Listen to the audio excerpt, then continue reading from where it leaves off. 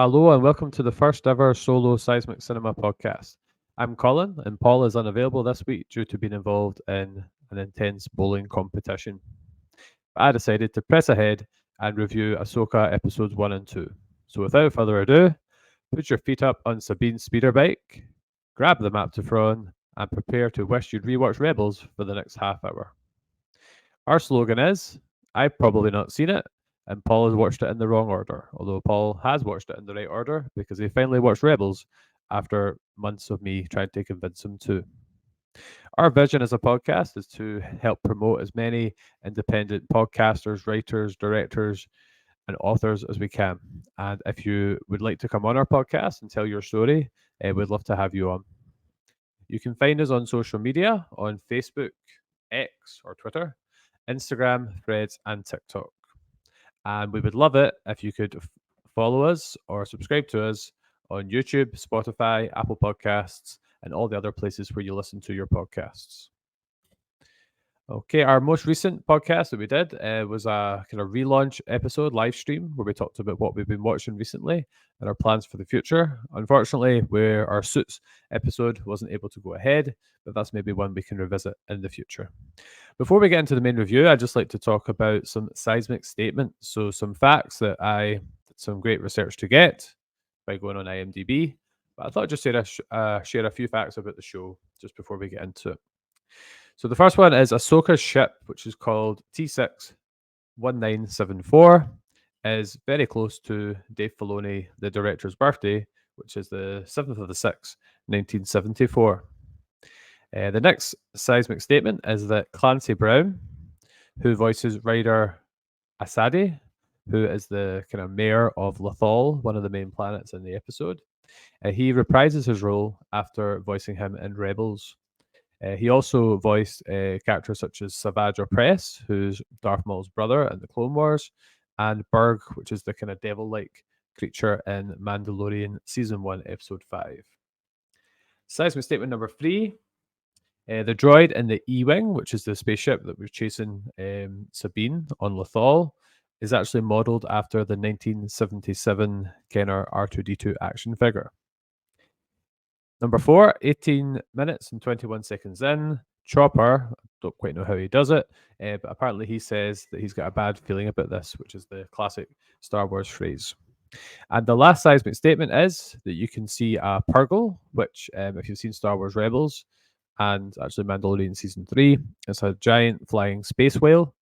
You can see this in the sky when the character called Balon, who's the kind of dark Jedi, is looking up at the sky.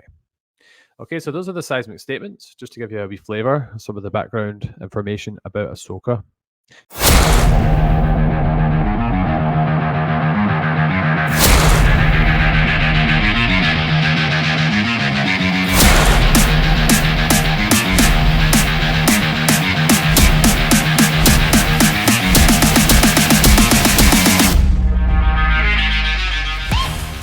And now I just want to get right into the review and talk about some of the things that I liked, some of the things I'm looking forward to, and some of the things I didn't like as much.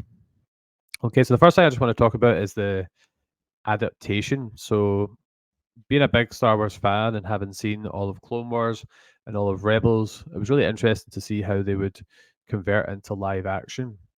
And although Ahsoka, by the way, there will be spoilers. Although we have seen Ahsoka in both the Book of Boba Fett and the Mandalorian, obviously we see a bit more of her here, and I do like the look of Ahsoka. I think they did a good job converting her into live action, but I don't know. I just because I've obviously seen Ahsoka when she was younger, when she was full of life, full of mischief, and like to laugh and a joke. It's quite interesting seeing her being so stoic and serious the whole time. So obviously, this isn't Rosario Dawson's fault. This is how the character has been written. But I just wish we would sometimes see a wee bit more of that old spark. She's just a bit too serious for my liking. So I guess we'll see how that develops over a period of time. I think the live action adaptation of Hera is pretty good, although the look just I don't know if the actress just doesn't quite look like what I thought the adaptation of Hera would be, but I think they've got her characterization spot on, and that she's very supportive. She's the mother of the group, and I like her relationship with Chopper as well.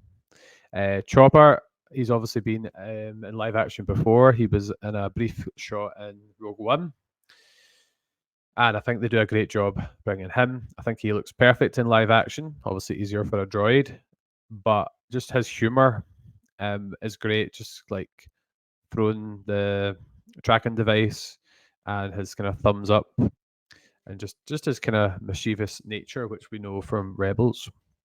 Who else is there? Sabine. I think they've got some great casting in terms of Sabine.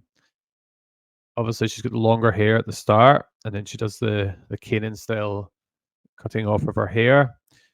Paul gave me some of his comments before coming on, and he didn't like the Sabine adaptation as much. He felt like she wasn't very likable, but I personally feel that she's quite consistent with what she was like in Rebels, where she was always full of mischief and getting up to no good. Ezra, we see a brief glimpse of in the kind of projection, and I'm not quite sure. I'll reserve judgment on Ezra until we see hopefully a bit more of him. Obviously, he's a lot older than he was at the start of the show, so obviously we don't really know what he would have ended up looking like, but there's certain mannerisms in his performance and his look, which are quite promising. I'm trying to think. Obviously, there's the character earlier I mentioned, which was Ryder Asadi, and I didn't actually make the connection first of all because obviously I remember the character from Rebels, but I actually didn't clock that right away. So as I said in the intro, I kind of wish I'd went back and watched it. I'm just trying to think if there's any other live action adaptations.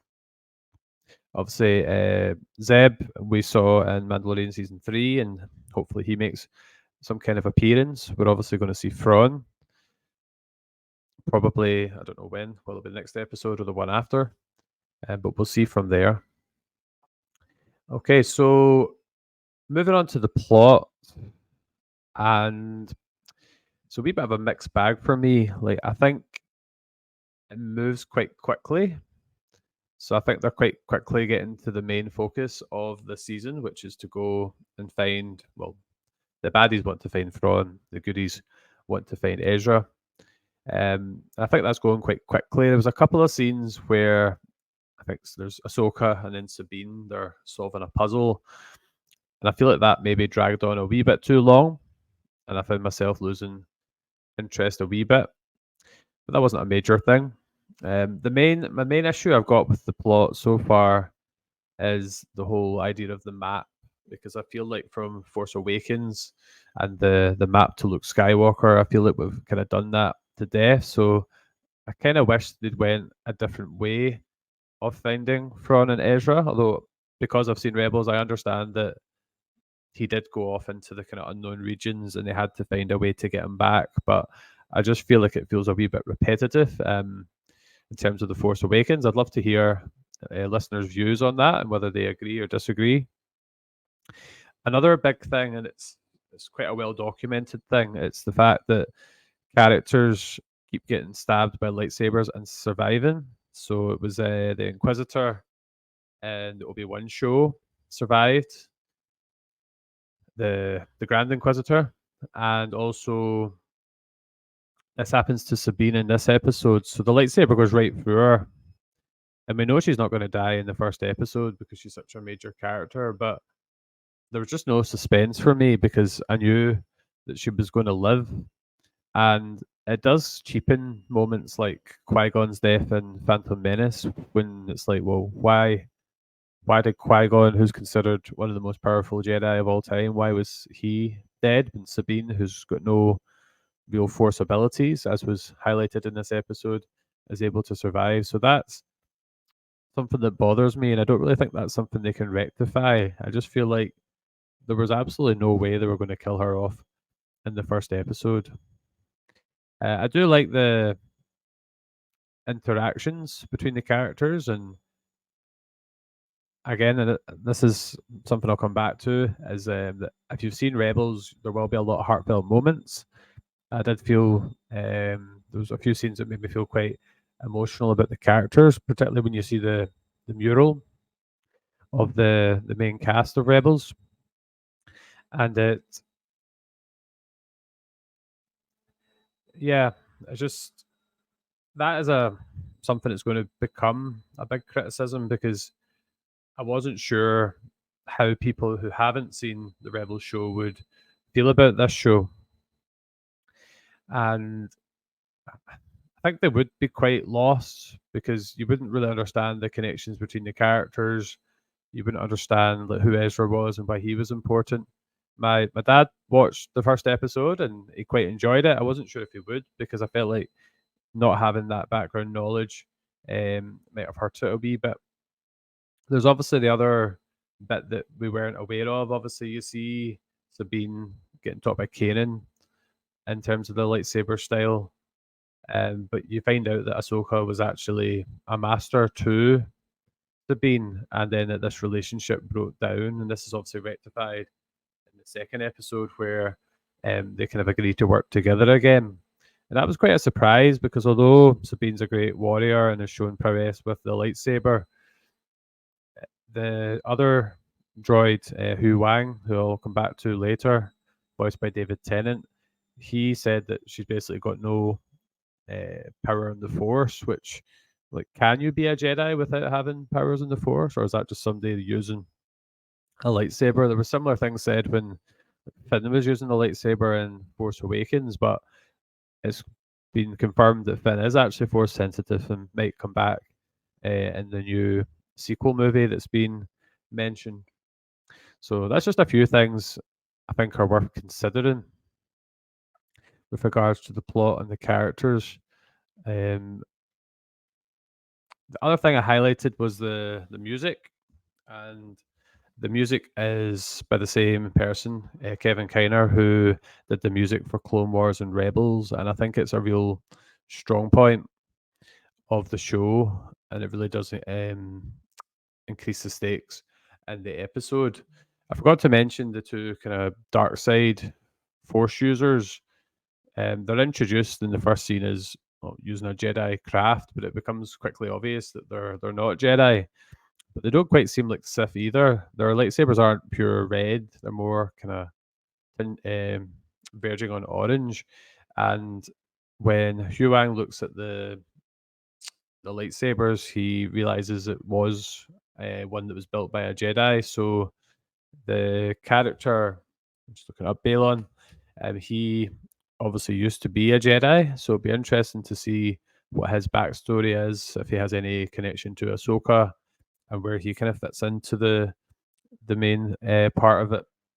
And there's also his apprentice as well, whose name escapes me. I like the look of the character, and she's obviously shown she's quite powerful when fighting Sabine as well. There's also another Inquisitor like character in the show with the kind of spinning lightsaber blade, and that kind of gave off vibes of Star Wars Fallen Order as well. So again, it'll be interesting to find out more about that character.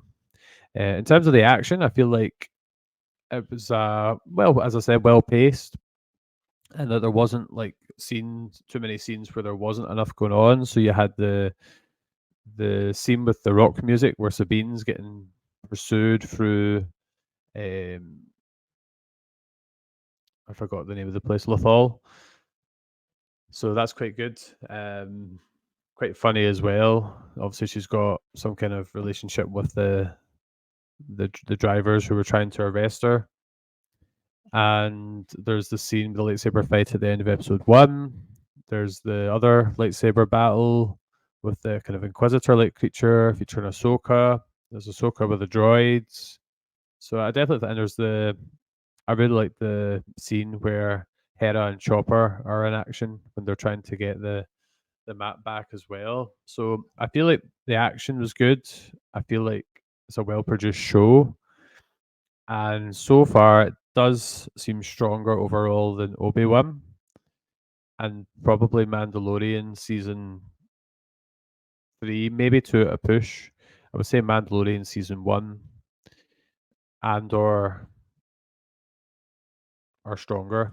This show is definitely better than the Book of Boba Fett as well. I think the fact there's going to be 8 episodes, or another 6 after this, gives us a bit more room to breathe. Because particularly Book of Boba Fett um, and Obi-Wan felt very rushed and could have used a bit more time to be fleshed out. The last thing I just want to highlight was the humor, and I feel like it's a bit of a mixed bag. I think the main humor, and this is something myself and Paul agreed on, the main humor is coming from the droids. So Chopper's just kind of physical comedy, and Hugh Wang's just kind of awkward, kind of protocol droid. I know he's not a protocol droid, but that kind of humor. And I think those will be the kind of main comic relief moving forward. As I said, there's not a lot of humor coming from the main characters like Ahsoka, Sabine, and Hera, so they're quite straight laced. But maybe more characters, like if Seb came into it, he would add that bit of humor. So it'd just be interesting to see how that develops. But I would say the humor is more Star Warsy, to use the phrase, rather than some of the humor that was in the sequel trilogy. Okay, so that's just a short review of Ahsoka episodes 1 and 2. I'm just trying to think if there's anything else I wanted to highlight. Oh, I really like the opening crawl. It wasn't your traditional opening crawl with the yellow and black. It was red writing, but I think it was a nice way to introduce the show and the stakes and where the story was starting off, because I think people would have struggled without it. But I do think, similar, like Obi-Wan had some flashbacks to the prequels at the start of the show. I think it would have been good if they could have put some kind of Rebels summary, like a couple of minutes of just the main points of Rebels. And they could even have filmed some of them in live action, to have that in there as well. So that I did like the opening crawl. I'm just trying to think if there's anything else. The start of this first episode's really good with the two Dark Jedi on the ship, and just kind of terrorizing them. And I like the introductions to the characters. Like the first time you see Sabine is good as well. So yeah, there's a lot of good in this show. So that just kind of leads me on to the seismic stars, which is when we rate the movie or the show that we're watching. And I'm just going to rate the two together because we can, obviously, if we're doing individual episodes, we can rate them. I would say I would give the first 2 episodes of Ahsoka a 7. So I feel like it looks really good. I think on the whole, apart from Hera, who I don't think looks quite what I expect her to be like, the characters look good. I think the action's good. I just feel like the plot with the map and Sabine getting stabbed, and maybe a wee bit of lack of humor and characterization from the main characters are holding it back a bit. However, I am hopeful that it's going to be a good show. It's going to be an enjoyable ride. And I think it's one that will prove to be quite popular with definitely the die-hard Star Wars fans, but hopefully it gets a few new fans as well. And I really hope that this show, and I'm sure it will lead to more people checking out Rebels and ultimately the Clone Wars, because, and I've been guilty of this myself in the past. I remember Paul recommended me to watch a show called Invincible on Amazon, and when I saw it was a animated show, I was a bit like, not sure. Watched the first episode. It was all right. Got to the end of the first episode, and for anyone who's seen Invincible, they'll know what scene I'm talking about. And from that point on, I was hooked. There's a lot of good shows out there, like the Spectacular Spider-Man, obviously the Star Wars shows, which also include Bad Batch, Tales of the Jedi. And then you've got the Marvel, what's it called? The What If Marvel series as well. So there's a lot of good stuff out there, and I really hope that checking out Ahsoka will lead to the popularity of Rebels, because it's definitely made me want to rewatch it for some of the finer details as well. And I know Paul really enjoyed Rebels and Clone Wars. If you watch some of our earliest podcast episodes, you'll see me constantly telling Paul that he needs to watch first of all Clone Wars and then Rebels.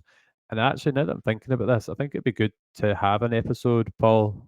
I know you'll be listening, where we could review the Clone Wars and/or Rebels, or maybe both, and talk about your thoughts in detail on that series. And we could maybe get a couple of guests on to discuss that as well. But that's something for the future. Okay, just want to give a couple of shout outs to some of our friends on Twitter, not X, because we refuse to call it that. I'd like to give my dad a shout out. He responded a couple of times, and as I said, he watched the first episode of the show, so hopefully he checks out the review as well. Um, I'd like to give a shout out to Watch It If You're On podcasts, if I can read my writing right, who gave our podcast a wee shout out on Twitter today. Yeah, watch it if you can. Sorry, that was my mistake. Stu World Order. We didn't really talk about Ahsoka on Twitter, but you showed me some pictures of your cats, and I did the same. So we had a good connection there. And Chat Tsunami, just want to give you a shout out because we've been talking to you. You're hoping to have us on for a interview style podcast, and we'll hopefully have you on to review some kind of movie or show as well.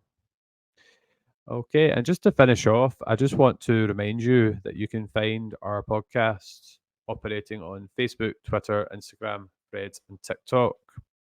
And you can also watch and listen to our podcast on YouTube, Spotify, Apple Podcasts, Google Podcasts, Audible, Amazon Music, and probably some other services as well. We would really appreciate it if you would give us a follow on social media and if you could follow or subscribe to our podcast as well.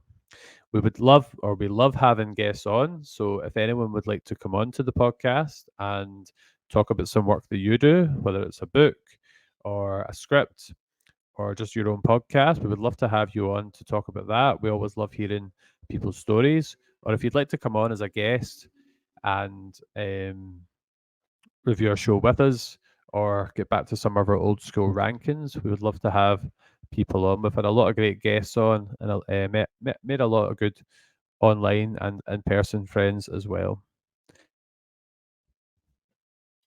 We also have a Buy Me a Coffee page if you want to donate to the podcast. And there's a subscription service on Spotify for podcasters where you'll get to see some exclusive episodes.